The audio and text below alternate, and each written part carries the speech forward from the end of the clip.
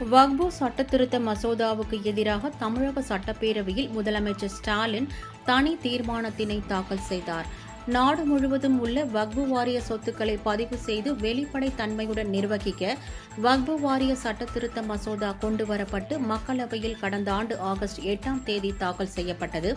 இது சிறுபான்மையினருக்கு எதிராக உள்ளது என எதிர்க்கட்சிகள் குற்றம் சாட்டியதால் பாஜக எம்பி ஜெகதாம்பிகா பால் தலைமையிலான கூட்டுக்குழு ஆய்வுக்கு இந்த சட்டத்திருத்த மசோதா அனுப்பப்பட்டது. இதில் அனைத்து தரப்பினரின் கருத்துக்களும் ஆலோசிக்கப்பட்டன. தேசிய ஜனநாயக கூட்டணி கட்சி உறுப்பினர்கள் தெரிவித்த 14 திருத்தங்களுக்கு கூட்டுக்குழு ஒப்புதல் அளித்தது. அதன்பின் 655 பக்க அறிக்கை தயாரானது. இந்நிலையில் தமிழகத்தில் நடைபெற்று வரும் சட்டப்பேரவை கூட்டத்தொடரில் வக்பு மசோதாவுக்கு எதிராக தனி தீர்மானத்தை முதலமைச்சர் ஸ்டாலின் தாக்கல் செய்து உரையாற்றினார். அவரைத் தொடர்ந்து சட்டப்பேரவை கட்சிகளின் உறுப்பினர்கள் தீர்மானத்தின் மீதான தங்களின் நிலைப்பாட்டை தெரிவித்தனர்.